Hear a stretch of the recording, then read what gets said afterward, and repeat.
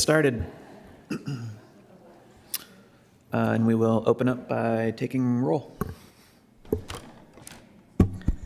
Amy Burrows. Here. Lila Rosenfield. Here. Brian Scott. Here. Anna Sullivan. Here. That's a quorum. All right, thank you. As the chair, I do not have anything to report to the director. It's been quiet. We don't have anything to update you on. Okay. We'll move into our open forum, which is a segment for any commissioners to bring up items not directly tied to a specific agenda item. So we have 10 minutes for that. Is there anything that anyone would like to discuss? No? All right, then we will move on to the consent agenda, which is approval of the minutes for July 8th, 2026. I'll make a motion to approve the minutes from that July meeting. Second. Roll call, Commissioner Burrows. Yes, and I wanted to say thank you to Commissioner Rosenfield for spearheading that, the banning of privately owned jails, which happened in that last vote. I wasn't there to vote for it, but I really appreciate you doing that. So thank you. Commissioner Rosenfield. Aye. Commissioner Scott. Yes. Commissioner Sullivan. Yes. Pass. All right, then we will move on to our regular agenda. And the first item is the conditional use and plan development at approximately 2200 South Highland Drive.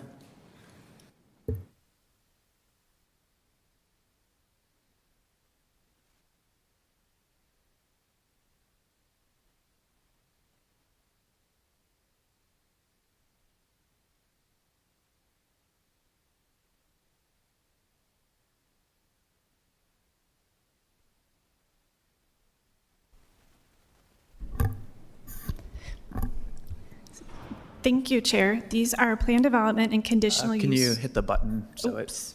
There we go. Thank you. Thank you. So these are plan development and conditional use requests for Gem Sugar House. The property is located at 2200 South Highland Drive, and it's in the MU11 zoning district, and the surrounding properties are also in the MU11 zoning district. The proposed building is 16 stories and has a maximum height of nearly 185 feet. It has 139 residential units and 52 hotel units, and there's just over 9,000 square feet of commercial uses. These include the first floor bank, the retail space, and then a top floor restaurant. And the property is about 1/3 of an acre, and there are 164 parking stalls proposed. As far as existing conditions on the site, on the left, there's an existing Zion's Bank, and that use will continue in the new building. And then on the right, you can see the existing Parley's Trail and kind of the edge of the building there. So the projects before the commission tonight are the plan development for modifications to the required open space, and then also the conditional use for the drive-through use for a financial institution. The applicant has already also submitted applications for affordable housing incentives, administrative design review that's associated with the affordable housing incentives, and lot consolidation, and these latter three will be reviewed administratively. The applicant is also requesting a development agreement to modify the affordability requirements, and this request will come before the commission for a recommendation at a later date and is then subject to city council approval. So the subject of tonight's discussion are the plan development and the conditional use. And so the relevant ordinance sections that are applicable are those for conditional uses and plan developments. And in kind of the preparation for this, I know there are a few areas where there have been questions, so I wanted to go ahead and talk about those. The first is building height, and so I wanted to go through the proposed building height and what's allowed by zoning. And so on the left here at the top, you can see the exceptions that are allowed by the zoning ordinance. And then at the bottom on the left, there's a summary of what's permitted for height. And then on the right, using the cross section, it shows the various allowances and heights, and those are identified. So the base MU11 zone allows for 125 feet. And then in this area of Sugar House, additional height up to 150 feet is permitted with the plan development. or not with the plan development, with meeting the open space requirement and active use.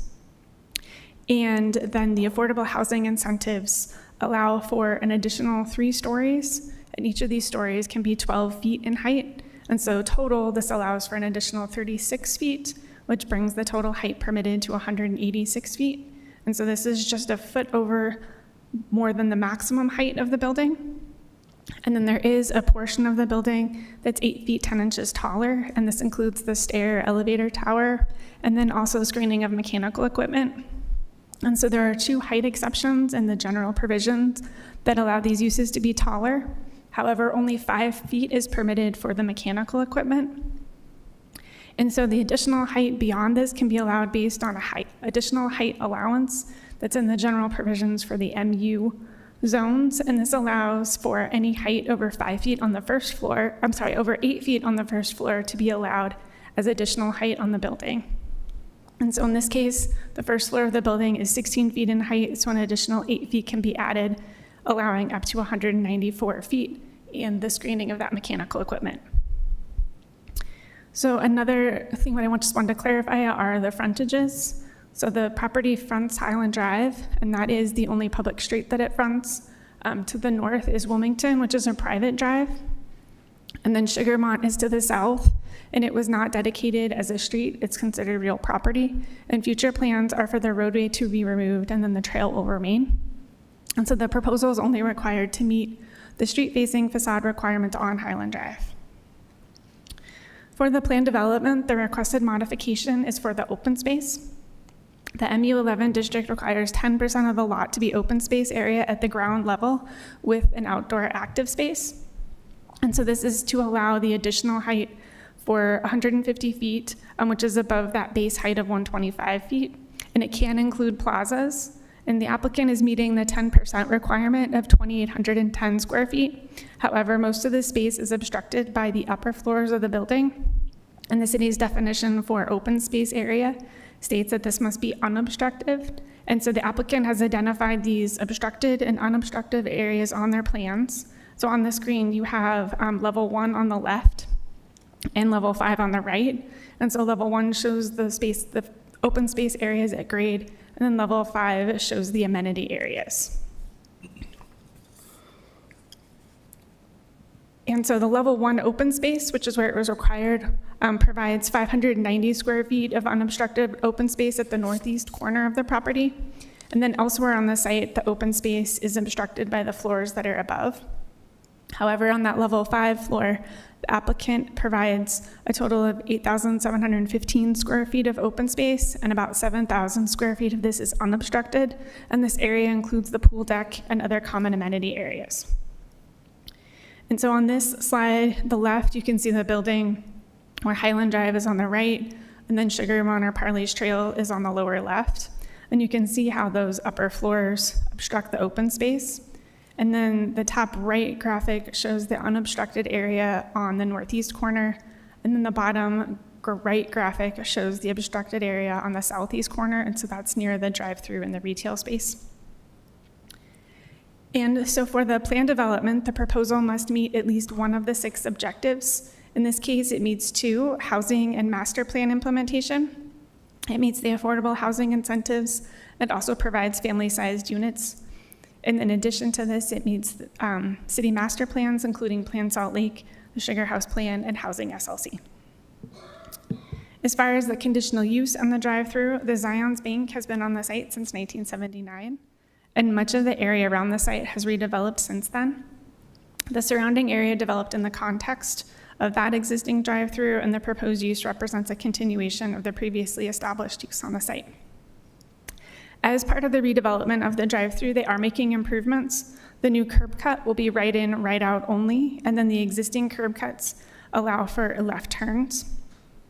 In addition to these improvements, the traffic study provided by the applicant and reviewed by transportation, it does show that this will have a negligible impact with the proposed use. So staff's analysis finds that it meets the applicable standards in the base zoning district, the standards for the drive-through facilities, and the stacking areas in the parking chapter, and the conditional use standards. Staff also finds that the proposal is consistent with the citywide Plan Salt Lake Sugar House Plan, and also Housing SLC. As far as public process, the proposal went through the typical public process. The notices were sent to property owners and residents within 300 feet that provided 45 days for public comment. There was not a request to attend a meeting where the project was presented. Staff received a letter from the Community Council and several email comments, and those were included with the staff report. And there's one additional comment that was posted on the website and in Laserfiche. And so staff's recommendation is that the Planning Commission approve the proposal with the conditions in the staff report. And then that concludes staff's presentation. Do you have questions or comments for planning staff? The applicant is also here and has a presentation. Do we have any clarifying questions real quick? Okay. Sorry, I do. So the modification of the affordable housing incentive, do we know what the modification is that they want? We're working through that with them right now. And so once we have that ready to bring to you, we'll schedule that for the commission. Okay, then let's go ahead and hear from the applicant. Great.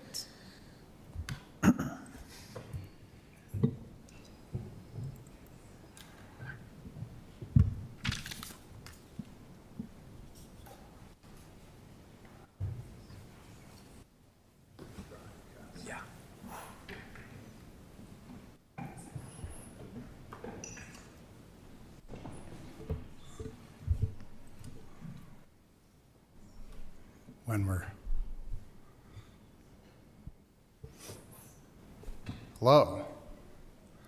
Hi, Commission. Thank you for hearing from us, and staff for your diligent effort on this.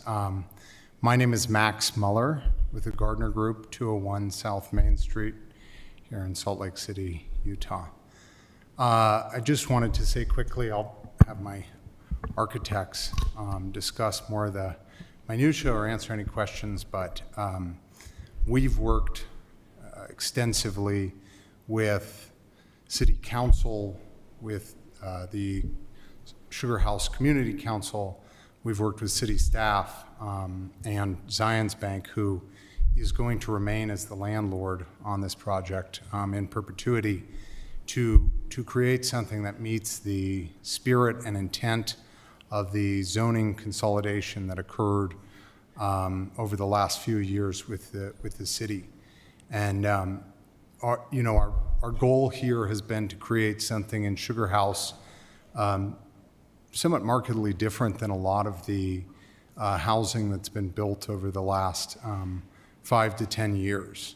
We wanted to create a mixed-use project that really provided amenity to the community. And that's why we looked at hotel uses. We also plan to do a restaurant on the rooftop floor. We want to interact with the future Parley's Trail. And so all told, what we were really excited about this project, and we think it would make an exceptional addition to the neighborhood. And we've been really thoughtful in working with all the stakeholders to create something. And again, just wanted to stress, we're meeting all zoning requirements, and that's really how we got to this place. And my architects, they'll introduce themselves. There were a number of site constraints that led to this, but we felt, truly we're meeting the spirit of the new zoning code in the MU11 district. So thank you again for your consideration, and we'll present, and happy to take any questions. Good evening. My name is Kaz Martin. I'm the owner and architect of Engine 8 Architecture. Also with me is Mari Hansen. Thank you all for your time, and Sarah, Noah, thank you as well, and for a great job explaining some things, because it'll make, I think, this a little faster for us as well. Without replicating everything everyone's already said, I guess what I first wanted to quickly do is just say that, we really took a deep look at this project from the beginning, and like Max said, I think it's a pretty unique project, and we're trying to make a really lovely addition to the neighborhood. And so We started the process looking back through, the history of Salt Lake, the history of the neighborhood. Obviously, everyone knows, where it got its namesake and all of these things, but we kind of took this first initial deep dive to establish some really strong concepts with the project because we wanted to make a special project. And then also some sort of serendipity with the gym kind of brand concept with Gardner and how that dovetailed into everything, which we were pretty excited about. And looking at some architectural precedents. And we came up with this concept of from raw to refine, which I'm not going to talk about a lot, but I guess the point being is that we really took a close look at the kind of design spirit of this project and what's appropriate for the neighborhood. Some initial first sketches. Really quickly, just to highlight a little bit more about the ground floor and some of the constraints that Sarah walked through. Again, without repeating all those, I think it's just important to know that it's a challenging site. It's an irregular shape, access is limited to only one side, and then that combined with a lot of the zoning requirements that we think are great, enhanced active use, glazing, all of these things. You're trying to fit a lot of goals into one site, and so we feel like we tried to do our best to balance all of those, and at the end of the day, that's why we're asking for some of these modifications. The open space, again, Sarah, thank you so much for walking through that. I think all we would like to add to that is that in our minds, this wasn't really a sort of checking the box for you guys. We always wanted to provide this type of connections to the neighborhood, to Parley's Trail, and really have the ground floor pedestrian experience kind of slide under our building and connect to everything. Given the site constraints, it was very difficult to provide the unobstructed to the sky portion of the open space and still meet all of the other kind of requirements, as well as just making a project that works, financially for the developer and for the neighborhood to provide the housing that we need. Really quickly, the Porca share and the kind of drive-through, we just wanted to throw a couple of precedent images up to give the idea of what that space would feel like. It's not just a parking garage space. It's very much a kind of multimodal pedestrian vehicles. It's enhanced design and not just a parking garage. And then looking at the landscape as well, we're really trying to do more to make the public sidewalk this beautiful landscaped area, tie these concepts back to the project.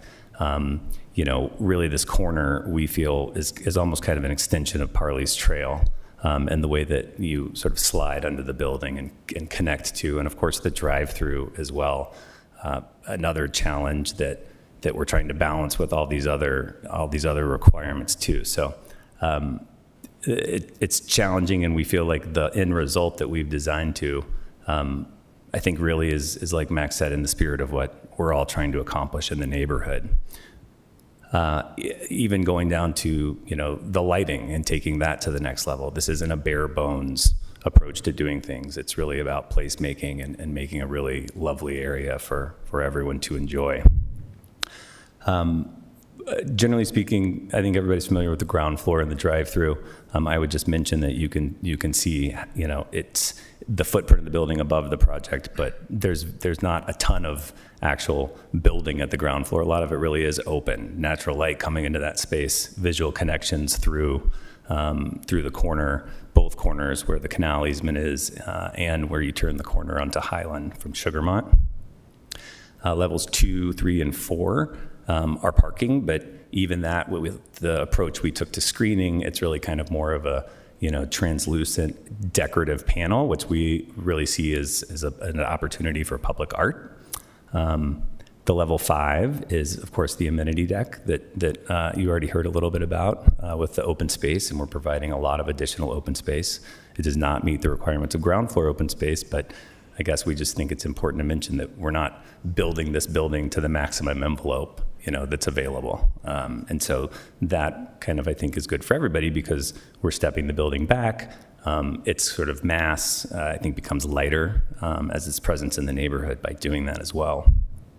Levels 5, 6, and 7 are where the hotel rooms are. That's worth mentioning. And then from 8 up to 15, or 14 really, are units. 15 and 16 are penthouse units, and then, of course, the restaurant as well. Also, just wanted to talk a little bit about kind of the quality of the design and materials. Obviously, there are requirements as far as durability, glazing, these sorts of things. We're proposing triple the amount of glazing that's required on the street-facing facade.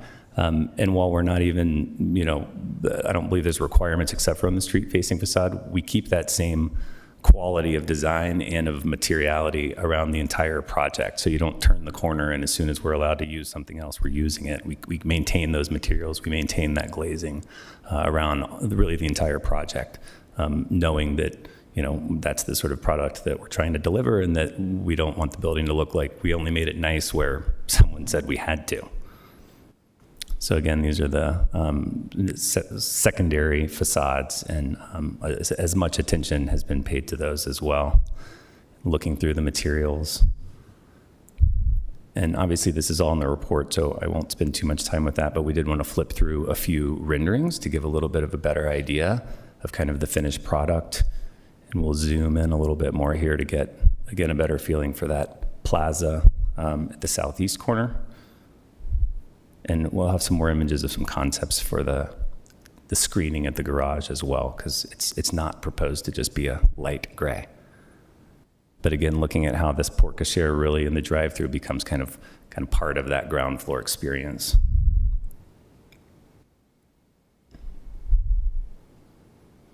This is the south elevation, and again, that strong connection to Parley's Trail and very nice landscaping. It's worth pointing out really the openness at this corner. It's about 16 foot clear to the underside of that area, so it's not open to the sky, but is by no means cramped. It's very spacious and airy. And a view looking down, really kind of highlighting the step backs, the amount of open space on level 5 as well. And then just a couple of quick concepts. We're still working through this and it will continue to develop, but at least to demonstrate what the intent is with that screening, and that we really see it as an opportunity for public art. Potentially it could change over time. This could be custom printed onto the screening material. It also is worth mentioning, it lets air come through. It lets a certain amount of light come through still. So it's not a heavy mass at the base of the building. And just another idea there as well.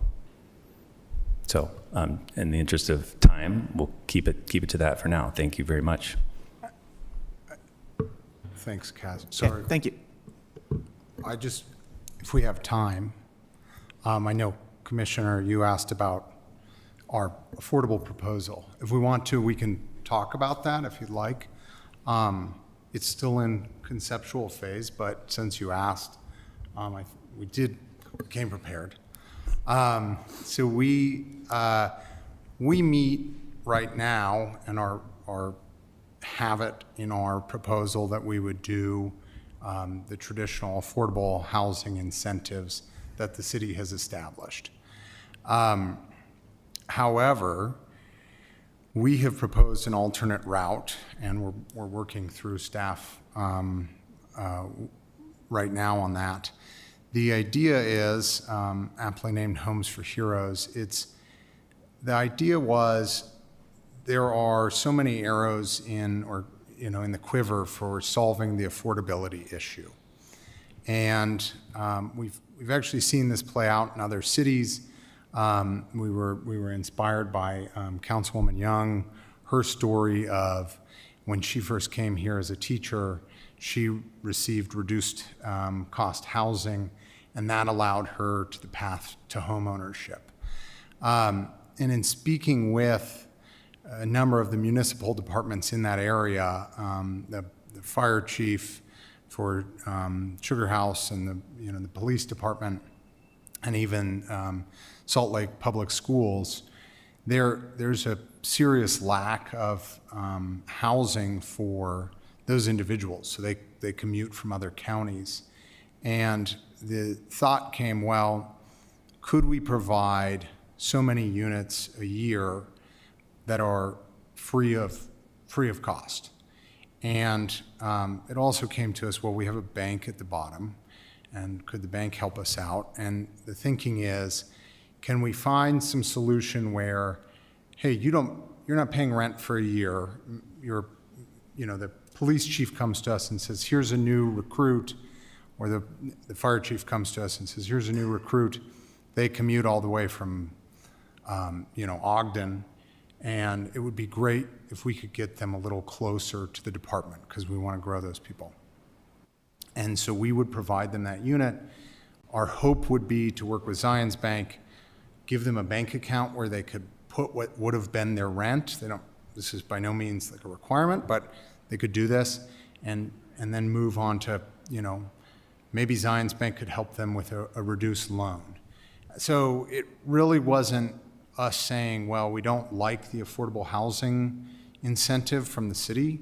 It's a really great program, and it's a good way to do it, and it's worked out in a number of scenarios. Our thought was, hey, or here's another idea where this could solve some of the other issues to provide a pathway to housing for the people that we know we have a retention issue in this city because of simply the cost of living. So that's our proposal.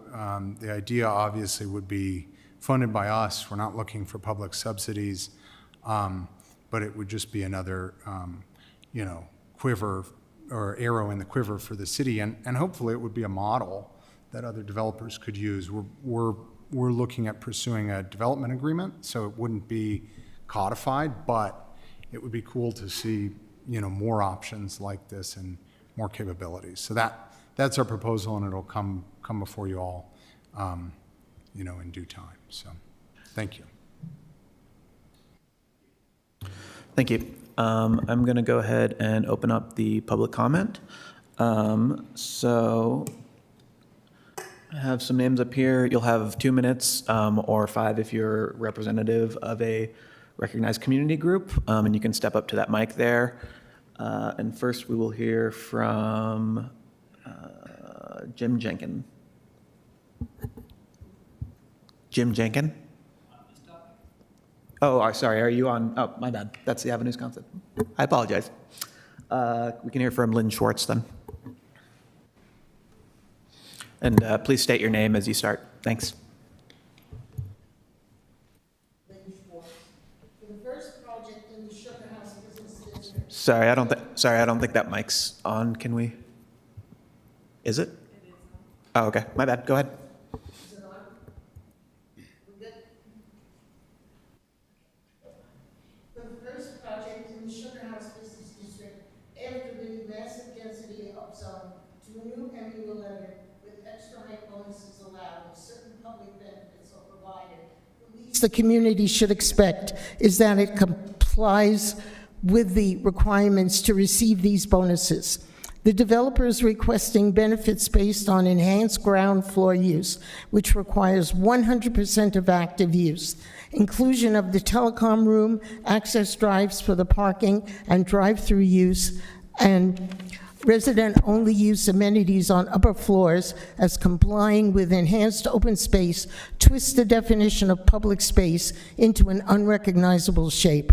There is only a 2% unobstructed ground level space, and adding resident use only areas to make up the required 10% violates both the spirit and letter of the ordinance and should not be considered compliant.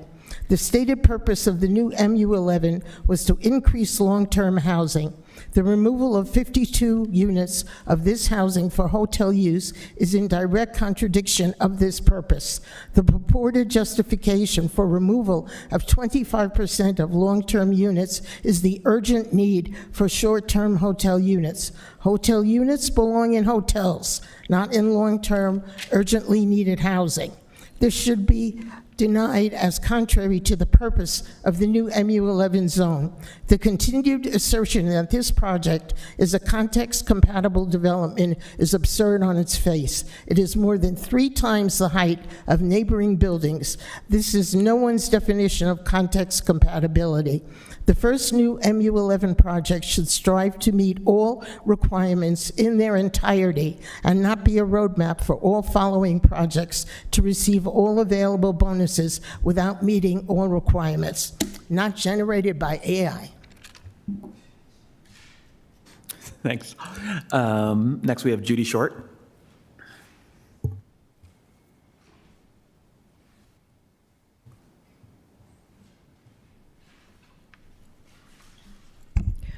I'm Judy Short, representing the Community Council. The MU11 zone generally allows up to 8 stories in height or 11 stories through the design review process. Buildings in Sugar House can go up to 150 feet if they're bound by I-15, and they can be 150 feet if additional design standards are added. And affordable housing incentives may allow 3 additional stories up to 36 feet through administrative design review if specifically affordability requirements are met. This building will be 58 feet taller than the standard M11 zoning. The point of these concessions is to give the city something in return, not just to benefit the developer. In this case, the city or the neighborhood gains 10 additional affordable units. 10. That's not 10 units for an extra 70 feet of height. Granted, these are 30% of AMI, but who is benefiting from this? This does not seem like enough. They should provide 20 or 30 or maybe 50 affordable units. There's a proposal not yet part of the Affordable Housing Initiative Ordinance that would allow workforce housing to be free rent for 1 year, with the proviso that the saved rent would be used as a down payment for a home. The affordability proposal has good intentions but needs a lot more work. It's hard to believe that not paying rent for a year would give the individual or family money left over to come down with a down payment for a house. Maybe 3 or 5 years is more feasible. This will have to show positive results for the idea to continue or spread to other buildings. 191 units with 10 truly affordable and 5 rent-free. We should be very careful to not approve too many of these units before we know if they really work, so people come up with money to actually buy an apartment or a house. Rent in this building for people that are not in the affordable, we're going to be $3,300 a month, $40,000 a year, plus food, clothing, and utilities. That doesn't sound like it's catering to low-income people. We've heard the vacancy rate in the city, including downtown, is rising, which is because the rents are rising. We like the fact there are 4 levels of parking or 169 stalls. However, that leaves 50 units with no parking.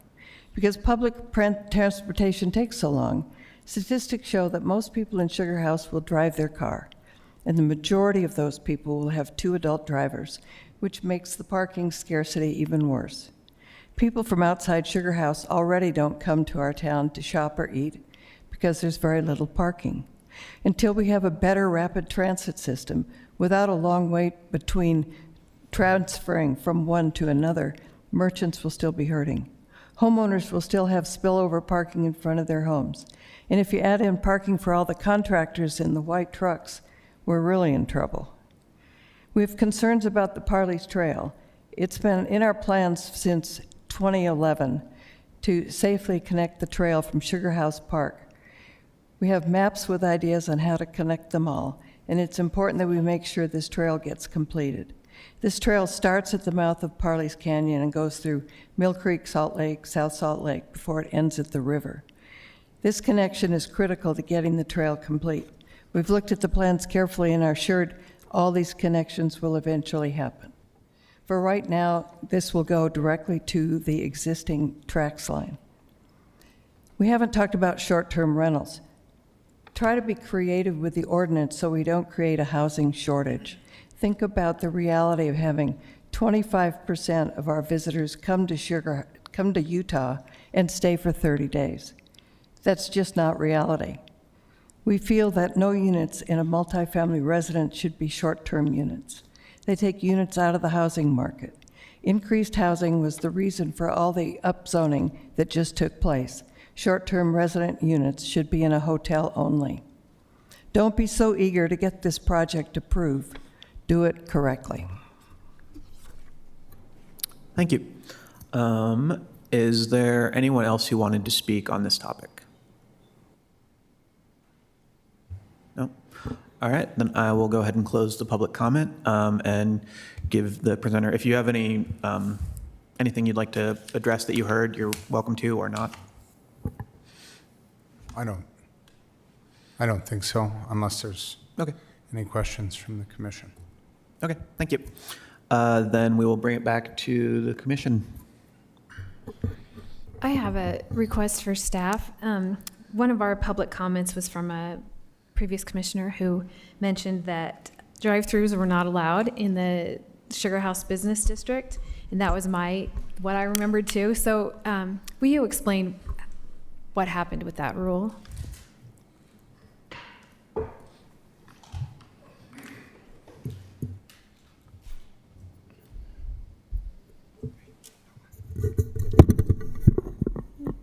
Sure. So in 2023, there was an ordinance adopted that changed drive-throughs from, removed drive-throughs as a permitted or a conditional use in the CHBD1 and CSHBD2 zoning districts, which was covered the Sugar House Business District. And then as part of the mixed-use zoning consolidation that occurred last year, those two zoning districts went away.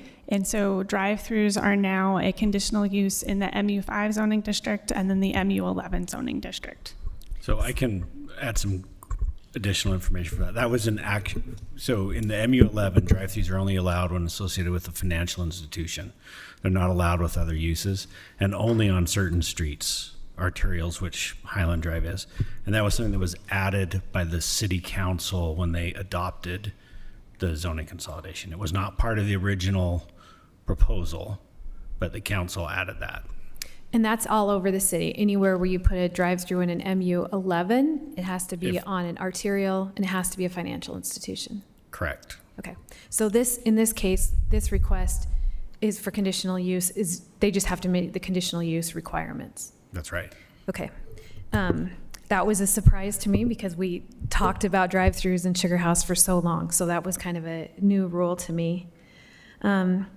I wonder in the condition number 5, can you look at that?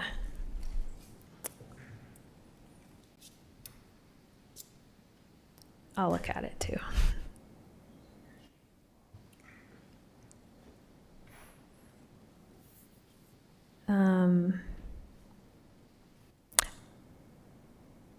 Yeah.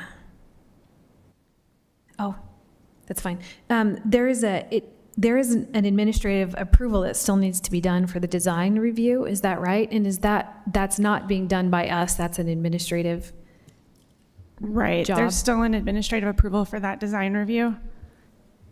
To be done. It hasn't been approved yet. Right, it hasn't been done yet, and that will be done at a later point. So the condition 5 is that drawings documenting a stop sign for the drive-through exit within 5 feet of the property line along a street shall be submitted for zoning review prior to issuance of a building permit. Yeah, and that's a normal requirement, like signs usually go through zoning review. Right. Yeah, but in this case, the design review isn't done yet until this process is done. Right, the design review will be done following this process, and then after the design review, once they have their construction documents prepared, they'll submit for a building permit. And so it would need to be submitted during that zoning review for the building permit. And the design review to be done administratively instead of by us, that's like a new rule-ish?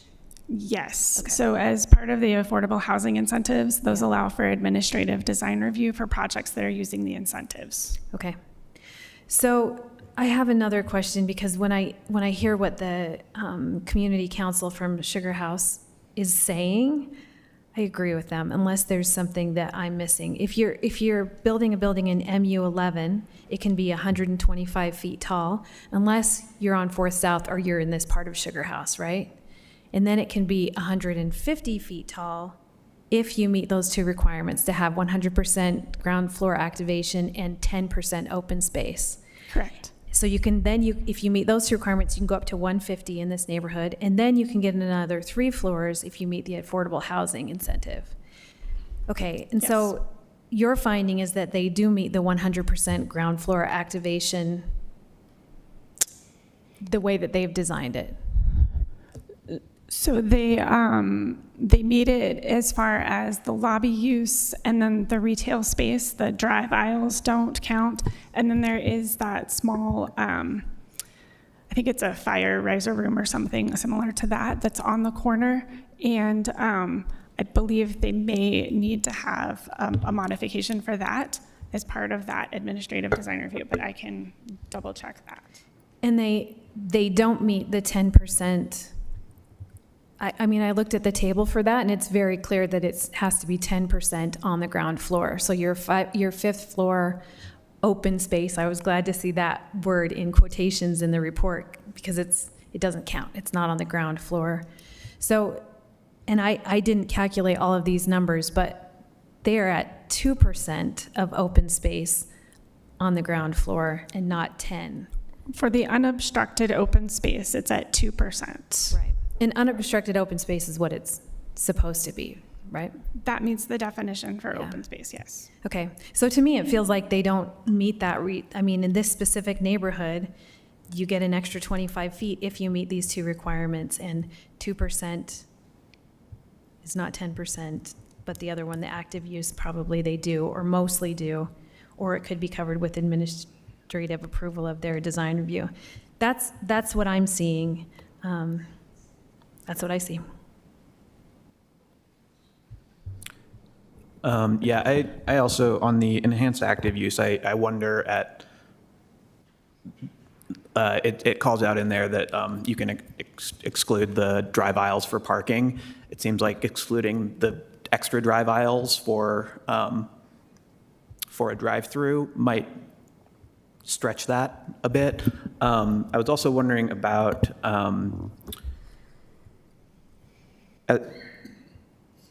part of the extra height is coming from the affordable housing incentives, but they're asking to do 2 stories instead of 3, and they are taller than 12 feet. So is that part of that kind of deferred affordable housing incentive thing that we were talking about later, or?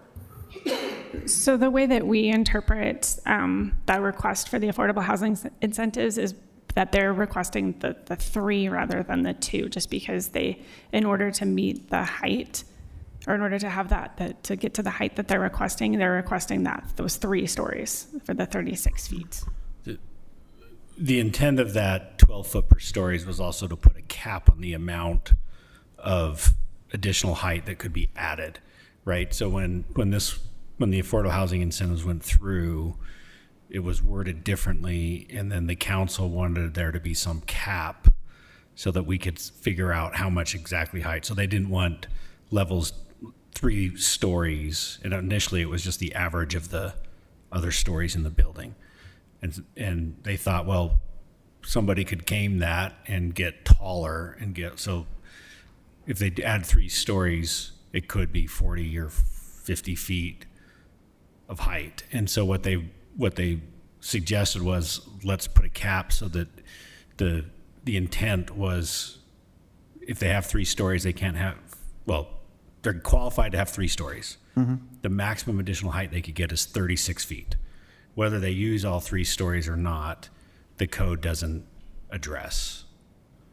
Okay. So it was a way to cap that so that they couldn't say, well, we got 3 stories, we can make them all 20 feet. Okay.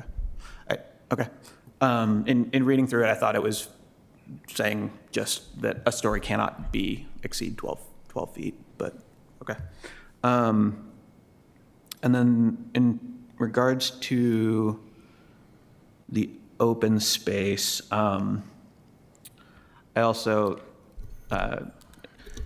even if we took everything as unobstructed, I think that some of it is also kind of pushing that idea of open space. When it defines the open space, it talks about place that can be actively used, or a plaza or whatever. And a lot of what, even if it is obstructed on this, is very small, that I don't really know it might meet the letter of the law in that, but it's not active usable space. It's, 1 foot wide strips that go along the sides.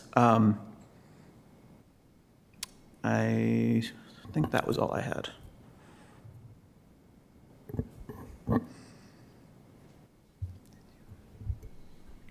Can I make a note to the commission? Sure. So one of the ideas here, Can you please get closer to the mic? sorry, yeah, apologies. One of the ideas here in having a hotel component as well as a traditional multifamily is that it would be a public gathering space on the 5th floor amenity deck. And so part of our thesis, and this is more on the development side, but you go into a lot of high-rise multifamily projects and you go and you tour the amenity space and they feel fairly empty. They're very nice, they finish them out with $1 million worth of FF&E, whatever. But as you walk around, there's no one there. And I'm sure you've seen it if you have friends who live in a nice multifamily project. And when you go into a hotel, it feels a little different. When I think about the Asher Adams, if you've ever gone into the station there that they've redone, that's like a public meeting space, and people come and they have a cocktail and they sit down there, and they can meet with their family and friends before a Mammoth game. And so our idea here was, how do we activate that 5th floor amenity deck beyond the idea of saying, well, that's private and it's just for the residents is untrue. If you live in Sugar House and you have a family member who wants to come and stay here, you could go and meet them in the lobby and have a drink. Or if you're with your friends and you want to go grab a drink at the bar there, you could do that. You could also go to the top floor and have dinner. And so understood on the idea of not totally meeting the open to the sky open space on the ground floor, but it's our hope and really our investment thesis that people will want to come to this place and meet after work and go have a drink or go up and have dinner at the rooftop restaurant. So certainly understood there are some site constraints here, but we wanted to create a third place in Sugar House and not simply another multifamily project. So, I mean, ultimately, though, it would be restricted to paying customers, correct? I guess, how do you feel about a coffee shop? Do you go to a coffee shop and have a coffee and sit and look at your sure, theoretically you could kick someone out if they were there for hours and hours. It's not a public library, right? But we'd hope it to be a meeting space, and we want it to be activated, and it is open to the public as an establishment. So you don't necessarily have to pay, but probably appreciate it if you did. I love coffee shops, but they're not open space. Especially if they're on the 5th floor of a building. That for sure does not feel like open space if you're walking around Sugar House and it's on the 5th floor. And for what it's worth, right, like the Asher Adams, because it's on the ground floor and because you can sort of walk through it, and because it has that feel of an old train station, there is a little bit more of an invitation, it feels like, to actually enter that space, walk through that space, or just sit in that space for a little bit, even though I'm sure technically they could kick one out. I think I have some concerns. First off, so just to make sure that we're being clear, the hotel usage is allowed by right, correct? That is not part of any of the reviews we're performing. Correct. The hotel is a permitted use in the zone. Excellent. Thank you so much. I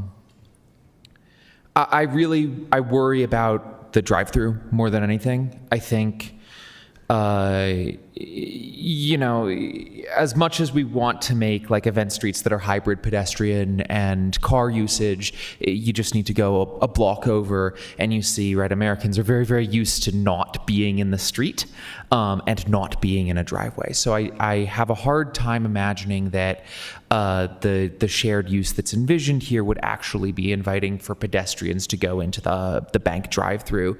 And in that case, I feel like given the Sugar House plan, which states, let me see if I can find it,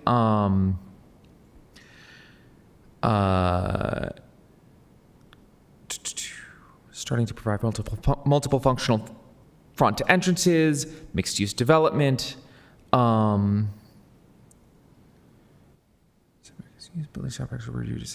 right. So, you know, I just don't think in terms of what the Sugar House plan envisions for this area, in terms of having a highly pedestrianized environment, I don't think that is compatible with two large driveways taking up the vast majority of the ground floor.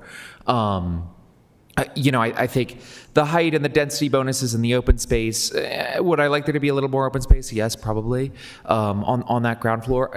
I'm not too worried about the covering of the ground floor open space, even though you know, it's that itself is a borderline, but I don't think it's a borderline to say that this should not be a drive-through. Given the compliance with the applicable general plans required to approve a conditional use, or the applicable general plans required to approve a conditional use, I do not believe that a drive-through in this location, in the future, in a new building, even though there's a drive-through that already exists, is actually compliant. Yeah, I share the concerns of my fellow commissioners. I won't repeat them, but I will say that I think that I'm probably more open when it's like, well, we need to modify this, but we're meeting this, this, and this. And this feels like we need to modify this, this, this, and this. And that's a lot of modifications without, I feel, equal, giving something equal back in return to benefit. So that's kind of where I'm at. Can I make a quick comment? Is that okay? Yeah, briefly, go ahead. I was just going to say, related to the drive-through use and the kind of goals of the neighborhood, due to the site constraints, we would have the same number of curb cuts into this project, even if there weren't a drive-through. Certainly, there's potential for more traffic because of that drive-through, but because of our limited access, only coming off of Highland, we would have those two curb cuts there to serve the project, kind of regardless of whether the drive-through was there or not. So I just thought that was worth mentioning because it's. Is that a hard design constraint, or like would it be legal, like permissible under fire code to have just one curb cut and entryway that's both an entry and an exit? I'm not sure, to be completely honest, but I think with the traffic coming in and out and where we have the ability to actually make a curb cut because of the private drive and Sugarmont to the south. So I don't know how they would react to that, but based on what we've learned through going through the process in our traffic study, I think splitting that traffic into two different curb cuts was desired by them rather than funneling it all through one. Okay. And then the other, like, obviously I know, so to clarify with regard to that proposed alteration or alternate affordable housing incentive, would that come before the commission again, or would it just go straight through the council? Yes, it would. Yeah. Yes, it would come before the commission. Okay. And then the commission would make a recommendation before it went to council. I had another question about that, actually. Is part of what you're maybe in discussions about the unit types for that? Like, I definitely see the value in having, a studio, a 1-bedroom, a 2-bedroom, a 3-bedroom that's like that. Not so much, and up to a certain number, but not so much just all studios. And I also wanted to clarify the number, because a member of the public said 10, but if they were to meet the 5%, it would actually be 7, right? Right, with the hotel units, the number of affordable units that would be needed would be 7. Okay.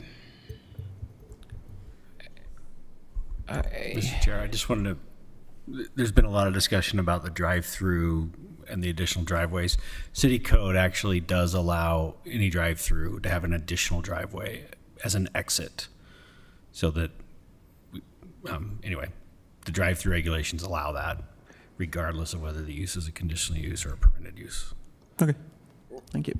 My argument is that a drive-through in this location is not compatible regardless of how many driveways there are. Given the plan, the applicable general plan, which is a fundamental part of that conditional use code or the standards by which we review it. I'm also, frankly, I'm a little worried about the fact that in addition to saying, okay, we're getting this height bonus, which, again, I think the height is reasonable. Salt Lake City is growing up. We're a big city now, and that's all okay. But I worry that given the fact that what I'm hearing is like, not only are we hoping to pull back, to just do that 30% AMI, well, actually, to use that to get the height bonus, actually what we're hoping to do is to do this new untested version, which frankly would not serve individuals who are as low income as a 30% AMI permanent housing, permanently affordable housing would, right? Teachers, firefighters, police officers, often they are not paid well enough in many cases. But I would say that, they're not necessarily in that 30% AMI bracket. So instead we're saying we're giving less units to people who need them less, and we're also kicking them out after a year. And I'm not. I think that's a future part of the discussion, not for. That's fair. So, thank you.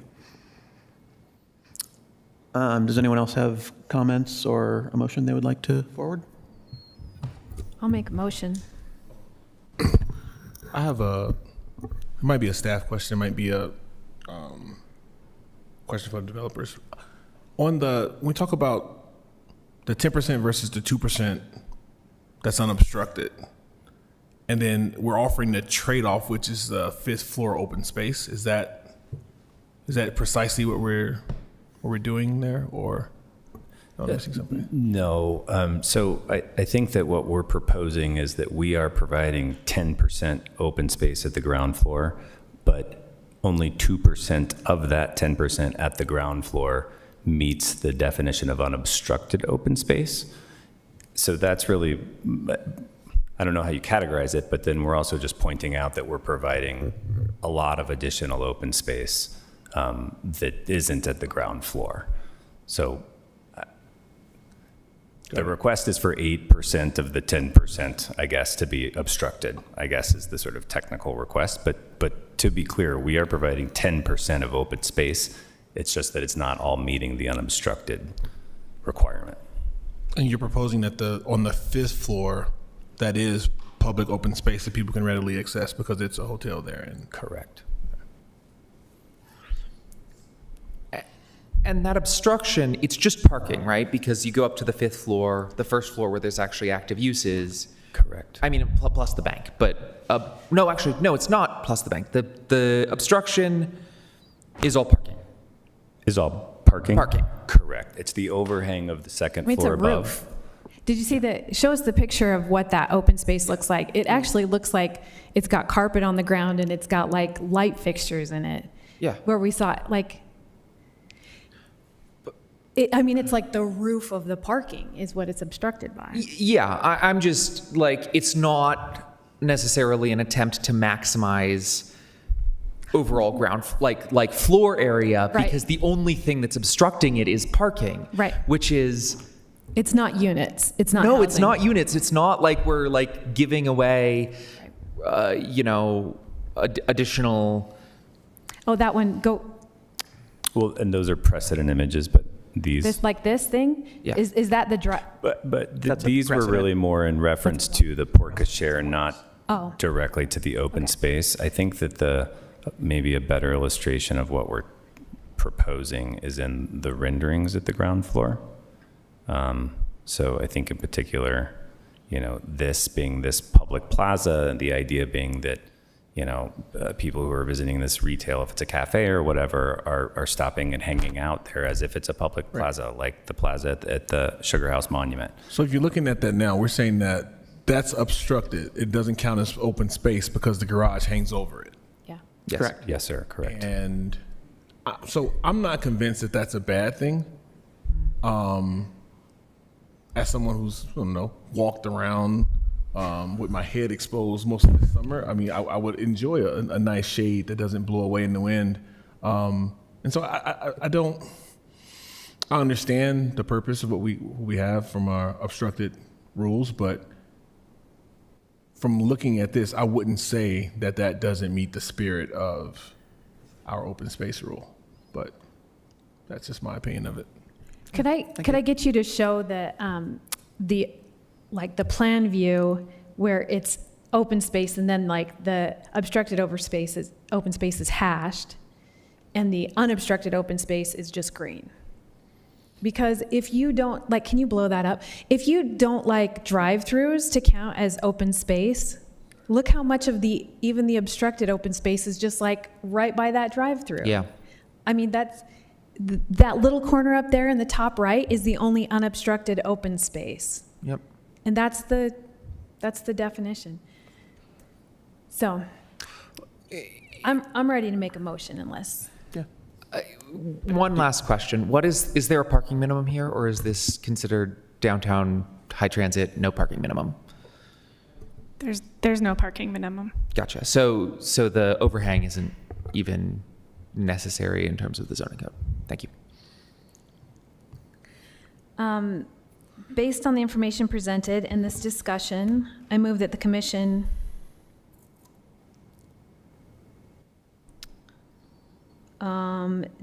deny this plan development application because evidence has not been presented that demonstrates the proposal complies with the table, with requirement number 1 in table 21A 25.070.c.2 to earn the additional height. Is that clear?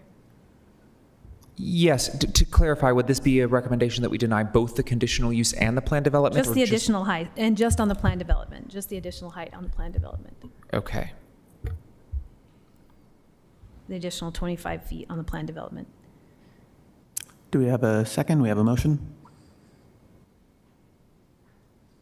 Could I ask really quick if you could bring that table up so that language is clear to my colleagues?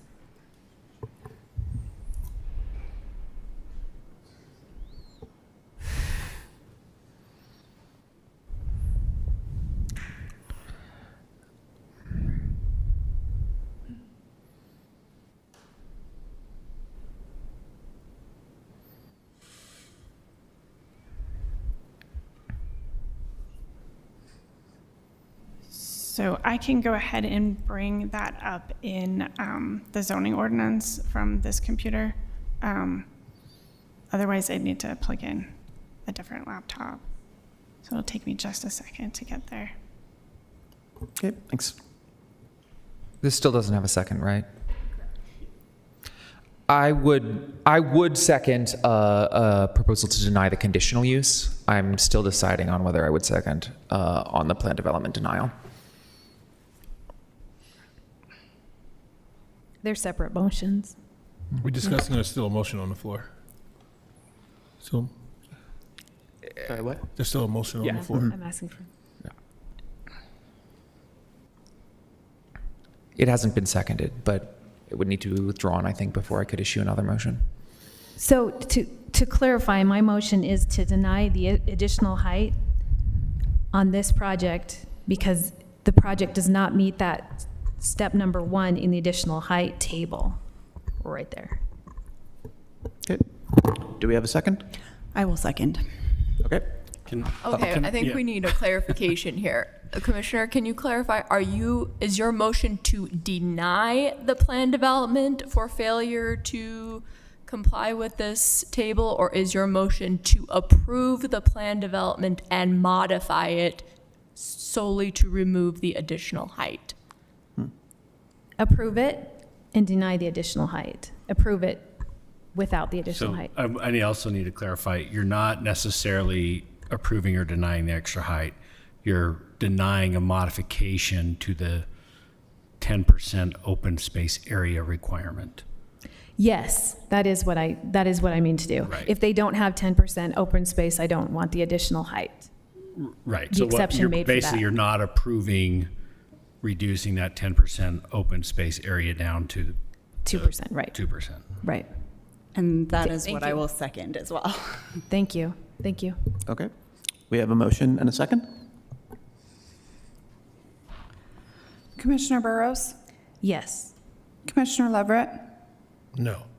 Commissioner Rosenfield, Yes, and can I add a comment? I mean, sure, I guess. I would comment that I would support that if they supported the plan in terms of housing, the obstruction and the sort of open space modifications that were necessary, I would be voting in favor. But because it is not supporting that portion of Plan Salt Lake, I oppose. sorry, was that a yes or a no? That was a yes. Thank you. As in, yes, I approve. I deny. Okay, Commissioner Scott, Yes. Commissioner Sullivan, Yes. pass. Okay. I'll make a motion for the conditional use request. Based on the information presented in this discussion, I move that the commission approve this conditional use application as recommended by staff. Okay, we have a motion. Do we have a second?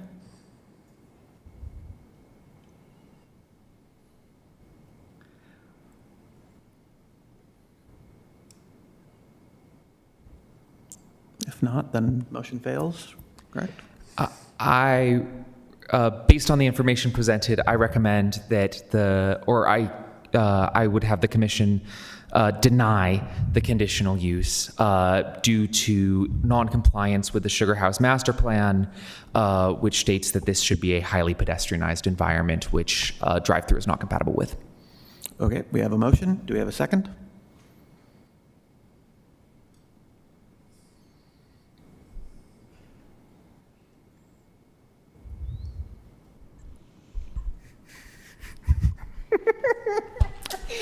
Did you? I guess the motion fails then? I was going to add, if you're making a motion to deny a conditional use based on what the general plan says, I think you need to cite specific sections of the general plan or the Sugar House Community Plan in order for that to have any standing. So Yes, one moment.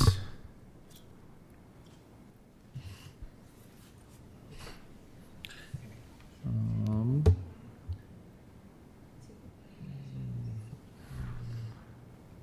misheard that. Did I do it again?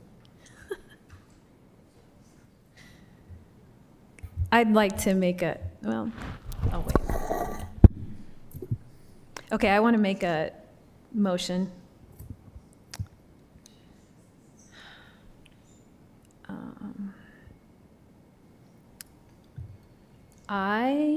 Based on the information presented and the discussion, I move that the commission approve this conditional use application as recommended by staff. Okay, we have a motion. Do we have a second? I'll second. All right, we have a second. Commissioner Burrows, Yes. Commissioner Leverett, Yes. Commissioner Rosenfield, No. Commissioner Scott, Yes. Commissioner Sullivan, Yes. pass. Okay, thank you guys very much. Next, we will move to our next agenda item, which is the rezone and general plan amendment at approximately 567 East Warnock Avenue. Can I ask a quick question? I know it's done, I just want to clarify in my brain. If they come back and meet the 10% open space requirement, that they can have the additional height, right? That's what we just voted for? I mean, they can if there's resubmit, no other yeah. modifications, they're just by right at that point. Okay. Okay, okay. And that would just go to the administrative design review? No, there would be no plan development, so it Oh. would just be design review if they comply otherwise. Thank you.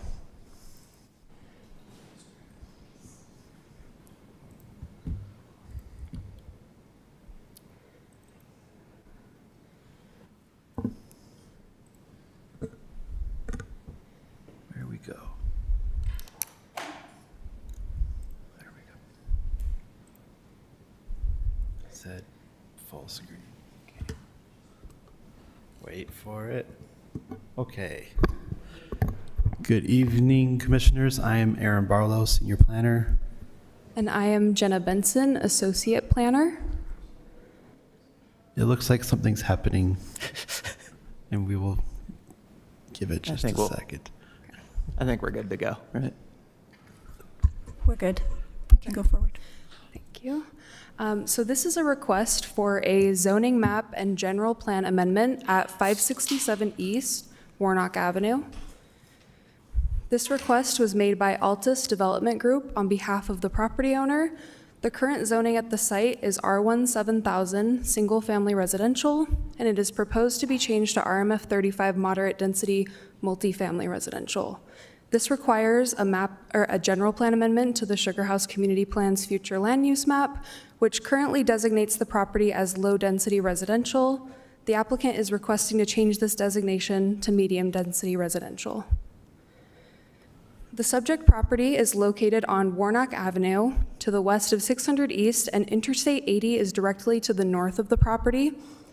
For some background on the site, UDOT acquired the property in the early 2000s during an I-80 expansion project and demolished a single-family home that was located on the property. Since then, it has remained vacant and undeveloped. In July, the City Council approved a petition to vacate the alley abutting the east side of the property, and that alley is included in this request. The applicant has made this request with the intent to develop 4 attached townhome units on the site, which is pictured here. If approved, these units would match the scale of the units at the Woodland Commons Townhome Development, which is located directly west of this site. The 4 units on this site would be incorporated into that development. There's a single-family house to the north of the subject property, and the applicant's been working closely with this property owner through multiple processes. With the alley vacation, the owner of this property worked along with them, and then there is a plan in the works to purchase additional property from this lot for the proposed community benefit. The only other adjacent land use is the Nibley Ward LDS Church building across the street. So what would this rezone change? Specifically, well, RMF 35 has a few different building types. In this case, they're proposing a row house building type, which is why it's shown on the screen here, but a multifamily building would also be permitted given this rezone. So some of the things that would change, first, there's additional height. There's a smaller setback. When you look at the setback of the single-family house facing Warnock Avenue, that's a compatible 10-foot setback. There's a smaller rear setback, which will help facilitate additional development area and allow for more space for the community benefit. With lot area and lot width, more units are permitted through the RMF 35 zoning district. You can see a lot has to be at least 7,000 square feet for a new home. In the RMF 35 district, that's 750 square feet per unit. But there is a 3-unit minimum for row houses. And then the lot width, there's no lot width minimum. And building coverage, under R17, there's a max percentage of building can cover. In the RMF 35, there's a requirement for a certain amount of open space, 150 square feet of open space if it's included in a common area, or they could have a private area of 200 square feet. And this is just to illustrate that with the changes in density and the spacing of homes, there's already in this neighborhood a significant number of multifamily units. There are duplexes. Homes are much closer together, and the R17 does not really reflect the reality on the ground in this area. As far as compliance with general plans, The proposal generally complies with Plan Salt Lake, the Sugar House Plan, Housing SLC, and Thriving in Place. It's intended to promote infill housing within the existing neighborhood. This existing neighborhood has transit available, active transportation opportunities. There are parks nearby, and there are nearby commercial uses. Let's see, and the additional residents from this proposal would be a benefit to this specific neighborhood and to the city. All non-city initiated rezones must include a community benefit. In this case, the applicant is proposing public open space. From the beginning, way back when this development, Woodland Commons, was being proposed, there was a plan for community open space, and that will be located to the north of, these are preliminary plans, but the plan is to put the buildings there on that lot, and then to the north have the community open space. As noted earlier, the intent to purchase some property from the neighboring house to expand that publicly available open space. And that open space, with the staff's recommended conditions, would need to include some sort of shade, whether that's from a structure or from trees, some outdoor recreation amenities that could be benches, barbecue, patios, a playground, whatever. And staff has kept these conditions relatively vague to allow flexibility and encourage creativity in the development of that open space, because plans could change, but we want to make sure that there is still an opportunity to put that publicly accessible open space into a development that would happen on this site. So staff recommends sending the City Council an approval recommendation with the conditions relating to the community benefit. Great, thank you. Do we have any quick clarifying questions? All right, is the applicant here? She is. Do you have a presentation that you wanted to give or no? Yes, she does. Great, please join us up here.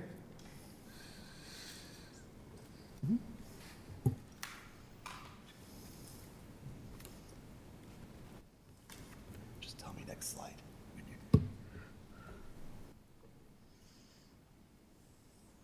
Thank you so much.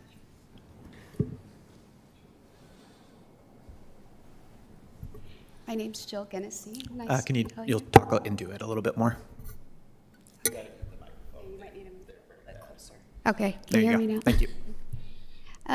We are the builders of the adjacent Woodland Commons Townhome development at 2435 South. I wanted to share some examples of what our existing development looks like.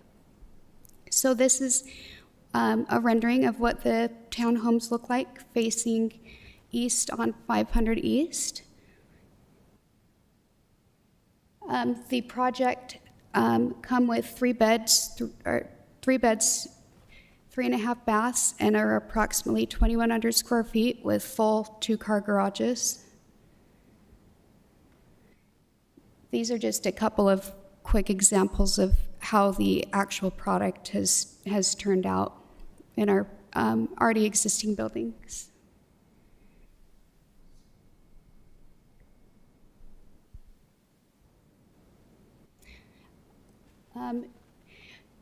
Go ahead. So currently we have building number 5 that is existing. It's being built currently. We would like to put another building right next to building number 5, and then have a community area to the east of that new building.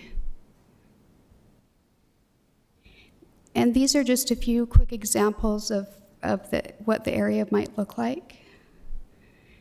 We're thinking an open area with some pergolas and maybe some tables, and a barbecue area. That's all. Great, thank you very much. I will go ahead and open this for public comment. Is there anyone here who would like to speak on this topic? Nope, then I will go ahead and close public comment and bring it back to us for discussion. This would be a privately owned, publicly accessible open space? That is correct. There'd be a requirement to allow public, they can set the hours, but there would be a requirement to allow public on the site. Okay, thanks.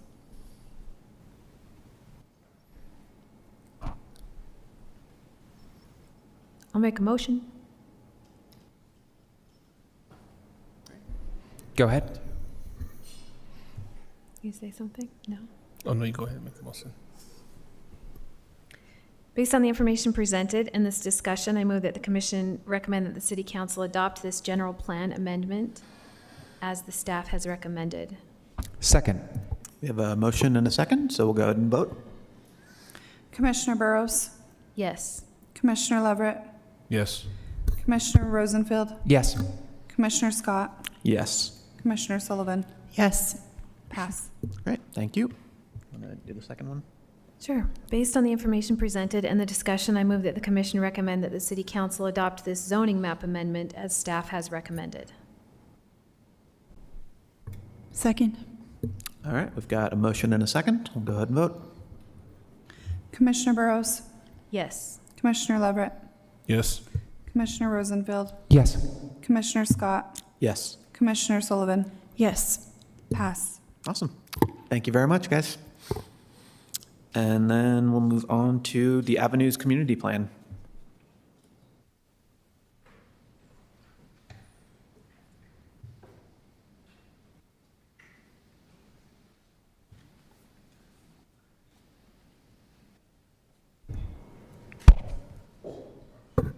Can I request that we take a 5-minute recess?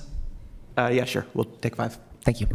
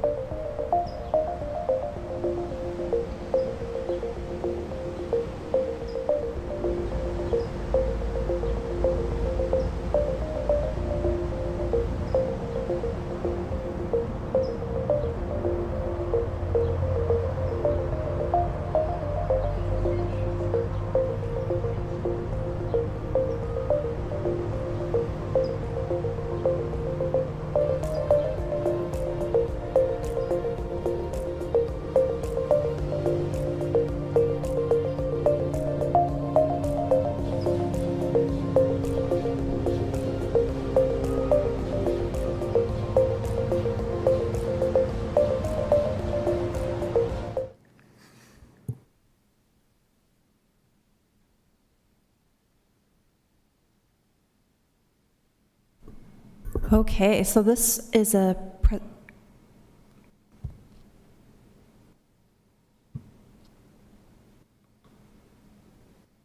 there we go. This is a presentation on the Avenues Community Plan update. This is a follow-up presentation to what was given on May 27th Planning Commission meeting, where staff presented an overview of the plan, the public engagement process, summaries of the plan sections.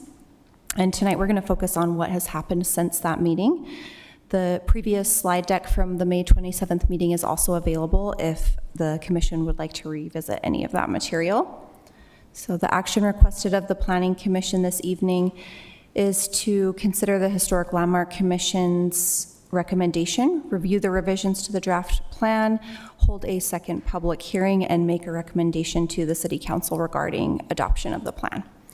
This presentation will summarize the key discussion topics from the May 27th Planning Commission meeting, as well as from the Historic Landmark Commission meeting and revisions to the plan since that time. So at the Planning Commission meeting, some of the main discussion topics included the moderate density residential land use designation, which is below 7th Avenue, including what is envisioned for that area and how the designation relates to existing residential development. There was also clarification regarding the plan's reference to expanding flex routes in the transportation section, a statement supporting preservation of Route 209 if that is the city's desire, as well as opportunities for mixed-use development along specified corridors, while preserving existing housing and recognizing limitations on the extent of mixed use that may be allowed as a consideration. The Historic Landmark Commission held a public hearing on July 9th and voted unanimously to forward a positive recommendation to the Planning Commission. The Landmark Commission's presentation focused largely on the Commission's role, specific considerations for them in the impact properties in the historic preservation overlay, as well as how preservation more broadly outside of the overlay has been incorporated into the community plan. So just for context, the Historic Landmark Commission reviews properties that are subject to the historic preservation overlay. These includes properties that are within local historic districts, as well as individually listed local landmark sites. So this is a map of the avenues and the local historic districts. And the 36 local landmark sites are largely within these shaded areas, with the exception of 2 that are north of 7th Avenue. The Historic Landmark Commission considered specific initiatives intended to streamline review for projects subject to the historic preservation overlay. This included administrative review for new construction projects without public street frontage, developing a library of pre-approved accessory dwelling unit plans that are compatible with the historic district, as well as creating a pattern book for historically compatible building types based on existing buildings in the avenues. The following summarizes the key discussion topics from the commission at that meeting. We gave an overview of just the administrative decision process as it relates to projects in the historic preservation overlay. There was a question about community feedback regarding commercial uses and non-conforming uses. Comments about the LDS Hospital campus as an opportunity and compatibility with surrounding neighborhoods and building height. Suggestions for supporting National Register Historic District designations north of 7th Avenue. There was also a discussion of home ownership opportunities and the balance between renter and owner in the avenues. And then there was clarification that adoption of this plan provides, plan provides guidance, and that implementation actions and initiatives such as the streamlining measures that I just discussed would require additional processes and approvals. Additionally, there was also clarification that adoption of the future land use map that's included in the plan doesn't actually change the zoning of properties. It's just to provide future guidance for decision making. So since the May 27th Planning Commission, staff has revised the draft in response to Planning Commission discussion, Historic Landmark Commission recommendations, public comments, and city staff review. The following summarizes some of these revisions.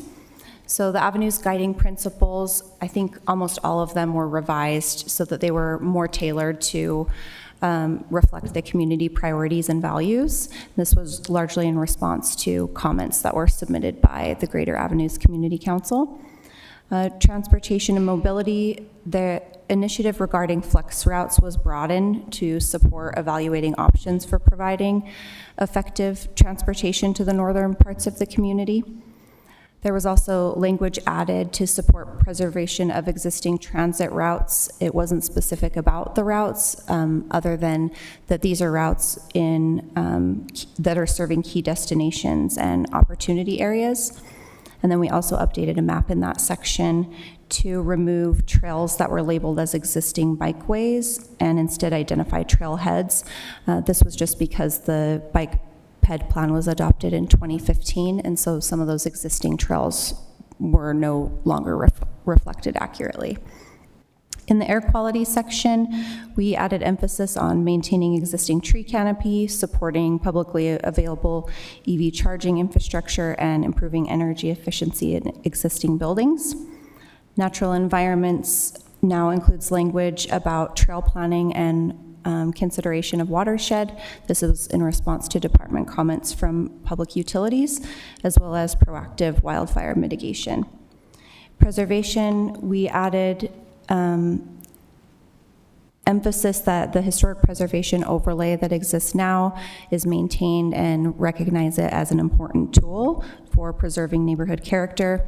We also added language to support identification of properties in areas that may qualify for historic designation or warrant further study. We did not limit it to the area north of 7th Avenue. In economy, we added language that the Avenues is primarily a residential neighborhood and that economic development is a secondary and more supportive role. Government now recognizes community organizations and the important role that they play in terms of community engagement, like the Greater Avenues Community Council. And then future land use section, we have included guidance for mixed use designations that are not shown in the future land use map in the future land use section, using specific criteria that is in that section, as well as emphasis on preserving existing housing. We've added some information to the LDS Hospital campus section to provide guidance in the event that it redevelops in terms of the existing open and publicly accessible space and maintaining some aspect of that if the site were to be redeveloped. And then we've updated one portion of the future land use map in the upper City Creek Canyon area to reflect natural open space, and it currently reflects just open space. So in terms of the public engagement, the Avenues Community Plan is rooted in ideas gathered through a variety of public engagement methods over the last year. This is a snapshot of the engagement that we've done this last year. There is a detailed public engagement report that is available online on the SHAPE SLC page and also included in your packet in your memo. The revised draft responds to community engagement as well as commission recommendations and department comments. Ultimately, this plan is intended to identify common values, define what makes the community unique, guide future growth, and provide clear direction for decision making. And staff is recommending that the Planning Commission forward a recommendation to City Council to adopt this Avenues Community Plan. Great, thank you. Do we have, do we have any clarifying questions real quick? I'm guessing no, but, okay. I will open up public comment. You have 2 minutes or 5 if you're a representative of a community council or an organized community, I forget, community organization, there we go. So first we'll hear from Jim Jenkin.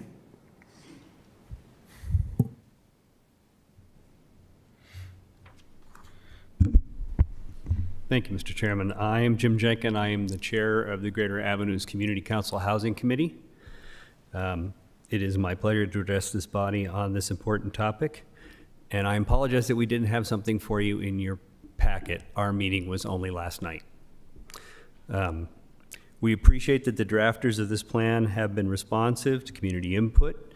As has been said, they have been key in recognizing several of our major contentions.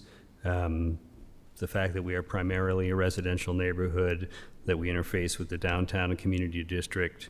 They've made note of our terrain challenges and other natural constraints, and that the current adherence of the LDS hospital development to avenue setbacks is desirable for future development.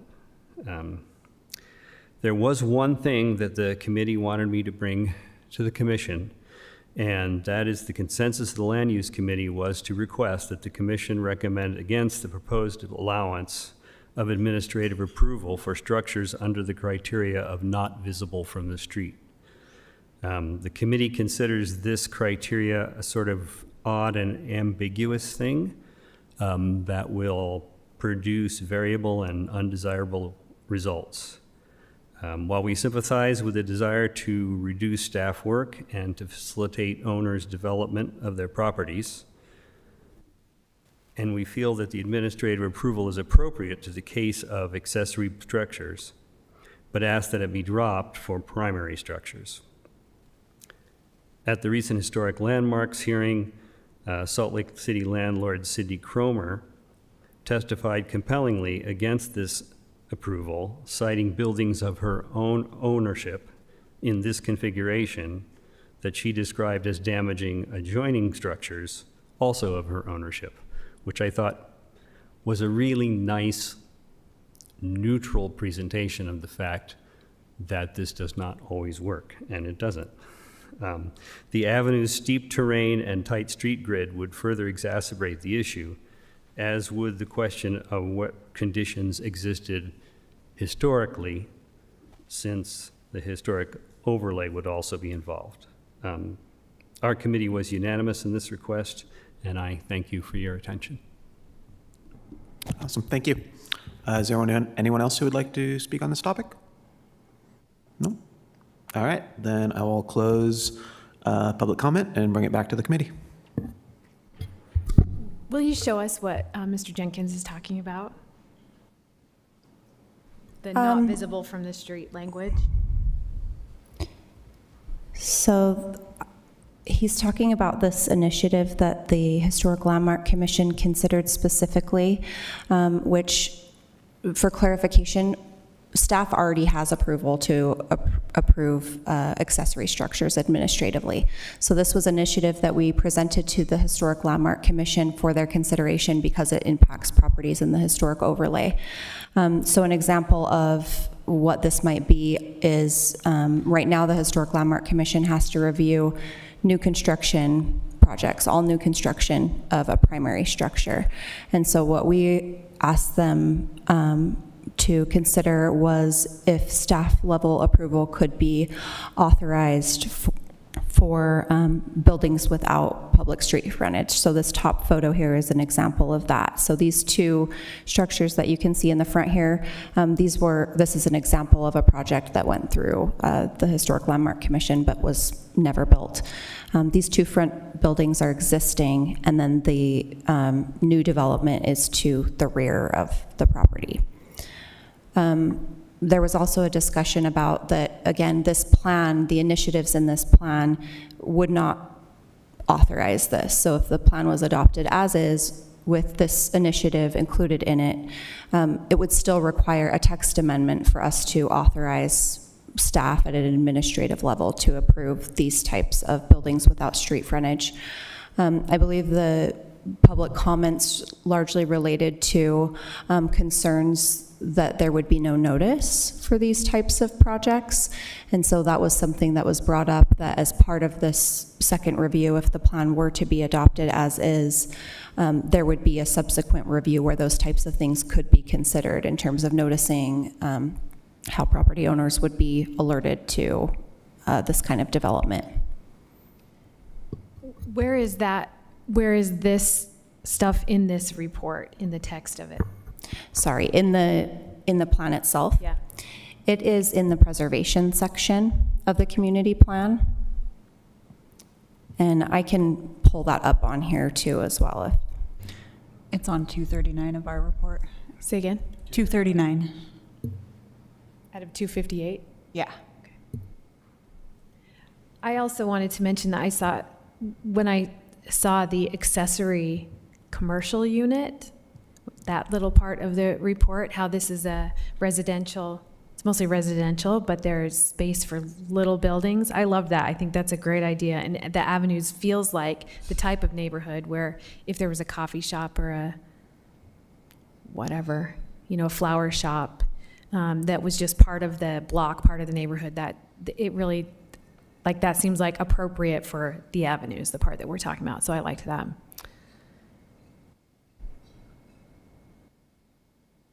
And sorry, I just went along with that whole long explanation when all you had asked was for where this was in the community plan. That was good. That was good. I needed to know all that stuff.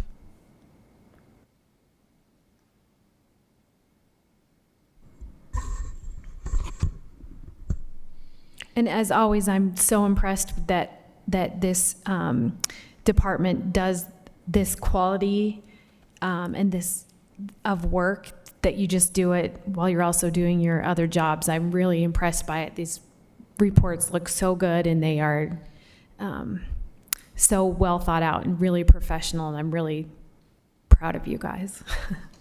Congratulations, that's a lot of work, and that's a lot of savings too for the city to not pay somebody else to do it. Thank you, and kudos to our graphic designer who is not here.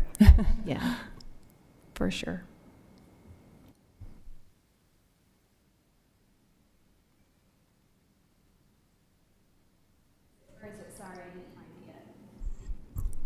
So in the plan, it's in the growth section. It's initiative number 3 on page 13 of the PDF. Okay.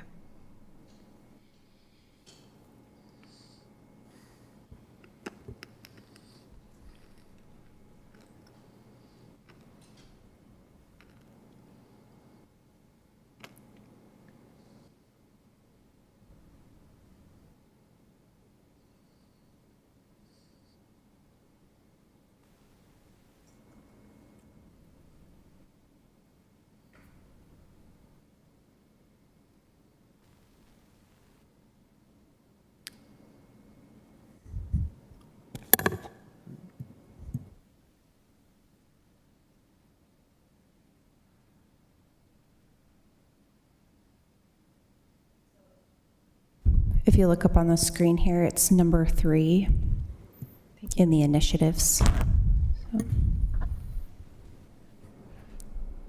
And that, as you said, that's not like the end of that discussion. That's kind of like the beginning of that discussion, and any, like, an actual text amendment would have to be done and would have to be noticed, and you could consider at that time, are we still noticing things that are administratively approved and that kind of stuff? Yes. Yeah, okay. That sounds good.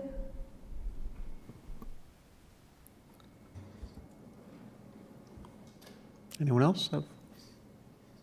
Okay, well, I would like to echo that this looks great, and thank you guys for all your hard work, and if someone would like to make a motion. I'll make a motion. Based on the information presented in this discussion, I move that the commission recommend that the city council adopt this petition. Second. All right, we have a motion and a second. Go ahead and vote. Commissioner Burrows, Yes. Commissioner Leverett, Yes. Commissioner Rosenfield, Yes. Commissioner Scott, Yes. Commissioner Sullivan. Yes. All right, that passes. Thank you very much. And that Thank you. is the end of our meeting. Thank you, everyone. Can I say really quickly, school starts for Salt Lake City School District next week, so please be careful when you're driving around and look for kids walking to school and be cautious. Cool.